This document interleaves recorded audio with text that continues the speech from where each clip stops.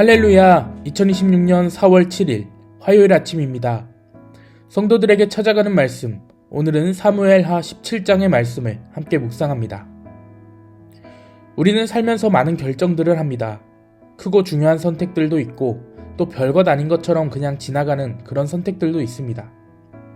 그러한 선택들이 쌓여서 우리의 인생이 만들어지는 것이죠. 그래서 우리는 무엇이든 결정할 때 신중해집니다. 가능한 한 틀리지 않으려고 하고 또 조금이라도 더 나은 선택을 하려고 고민하고 정보를 찾아보고 사람들에게 물어보고 비교도 해보고 계산도 해봅니다.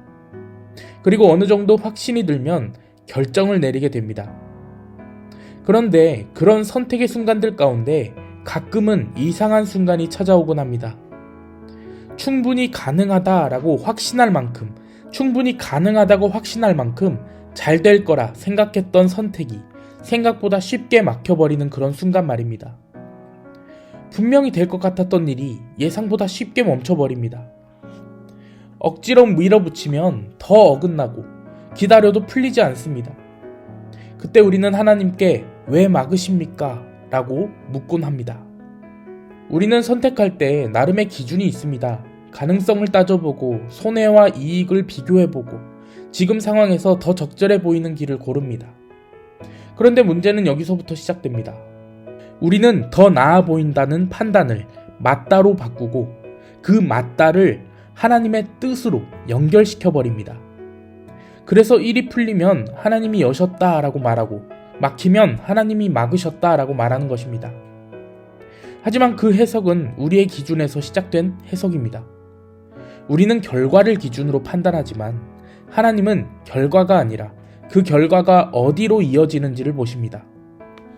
우리는 지금을 보고 선택하지만 하나님은 그 선택이 만들어낼 흐름 전체를 보고 일하고 계십니다. 그래서 우리에게는 충분히 괜찮아 보이는 선택이 하나님 앞에서는 잘못된 선택이 될 수도 있는 것입니다. 오늘 본문은 바로 이러한 이야기를 담고 있습니다. 우리는 이 이야기를 접할 때 늘 다윗의 입장에서 이야기를 봅니다. 다윗이 어떻게 보호받았는지, 하나님이 어떻게 다윗을 지키셨는지를 중심으로 이해합니다. 그런데 오늘 말씀을 조금 다른 시선으로 볼 필요가 있습니다. 이번에는 다윗이 아니라 압살롬과 아히도벨의 입장에서 이 장면을 바라보려고 합니다. 그들의 입장에서 보면 지금은 그들에게 기회를 잡은 순간입니다. 상황은 완벽하게 맞춰져 있습니다. 다윗은 이미 도망한 상태고 지쳐 있습니다. 함께 있는 사람들도 흩어질 수밖에 없는 그런 상황입니다. 지금 공격하면 길게 싸울 필요도 없습니다. 시간을 끌 이유도 없는 것입니다. 단 한 번의 선택으로 모든 것을 끝낼 수 있는 타이밍, 바로 그게 지금이었습니다. 아히도벨은 그 상황을 정확하게 읽어냅니다. 그는 감으로 말하는 사람이 아닙니다. 수많은 경험과 판단을 통해서 가장 빠르고 가장 효율적인 길을 제시하는 그런 사람입니다. 그래서 그의 말은 의견이 아니라 거의 결론처럼 받아들여집니다. 그런 그가 말합니다. 지금 당장 움직이자. 오늘 밤에 추격해서 지쳐있는 다윗을 치면 끝난다.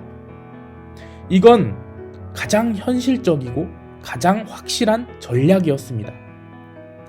압살롬의 입장에서도 이 말은 너무나도 매력적인 제안입니다. 그는 이미 왕의 자리를 눈앞에 두고 있는 상황이었습니다. 지금 이 기회를 잡기만 하면 되는 것입니다. 누구라도 이 선택을 향해 마음이 기울 수밖에 없습니다. 그런데 그 순간 또 다른 한 사람이 등장합니다. 후세라는 사람입니다. 그는 아히도벨과 전혀 반대되는 이야기를 합니다. 지금 움직이지 말고 시간을 조금 더 두고 더 많은 사람을 모은 다음에 움직이자는 것입니다. 어찌 들으면 더 신중하고 안정적인 선택처럼 보일 수 있습니다. 그러나 조금만 더 생각해보면 이건 지금의 기회를 날려버리는 선택입니다. 여러분도 한번 생각해보세요. 두 개의 길이 놓여 있습니다. 하나는 지금 당장 끝낼 수 있는 길이고 다른 하나는 시간을 두고 돌아가는 길입니다. 이 상황에서 어떤 선택이 더 맞아 보이십니까?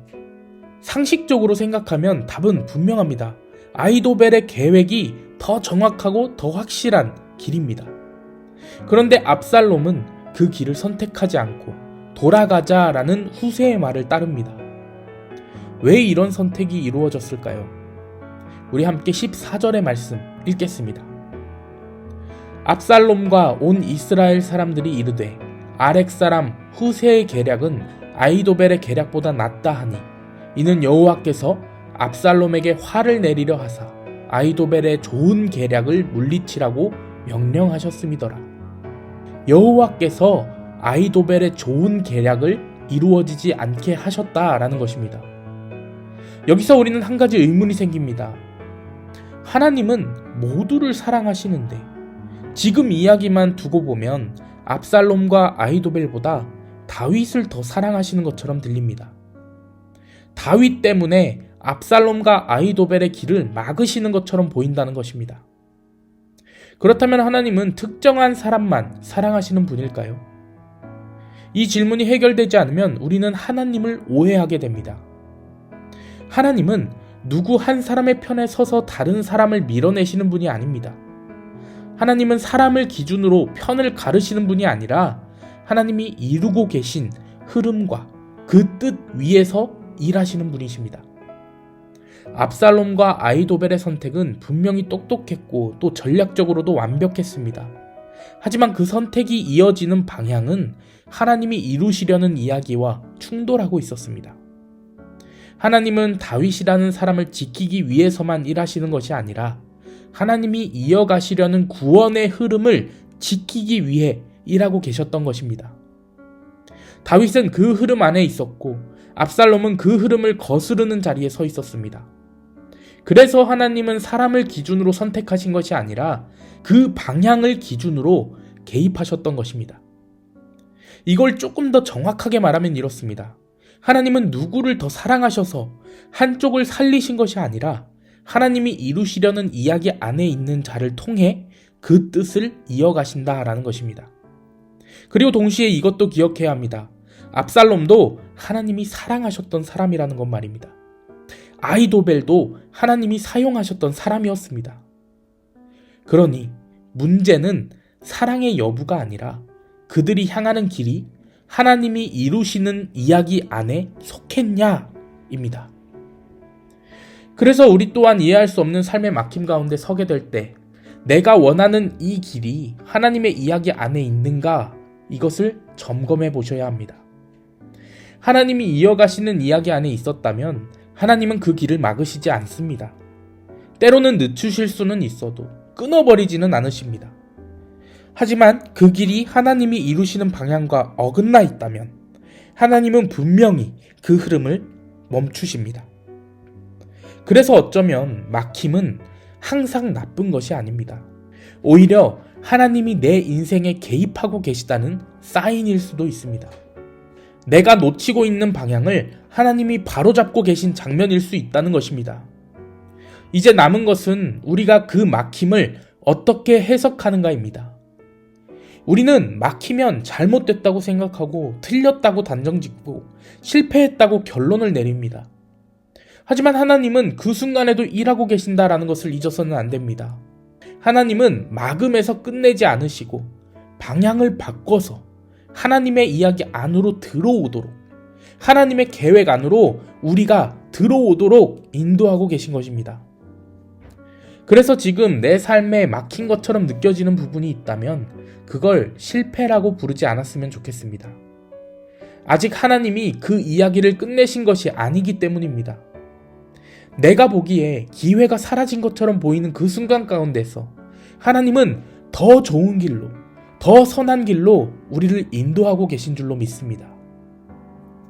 내가 어떻게든 열어보려고 애쓰는 길이 아니라 하나님이 이끌어 가시는 방향을 따라가는 우리 모두가 되기를 바랍니다. 이해되지 않는 흐름 속에서도 하나님이 여전히 일하고 계심을 신뢰하는 마음이 우리 안에 있기를 축복합니다. 오늘 이 아침 내가 막혔다고 생각했던 바로 그 자리에서 하나님이 나의 길을 가장 좋은 길로 만들어가고 계셨다라는 사실을 보게 되는 저와 여러분, 우리 모두가 되기를 주님의 이름으로 간절히 축원합니다. 아멘.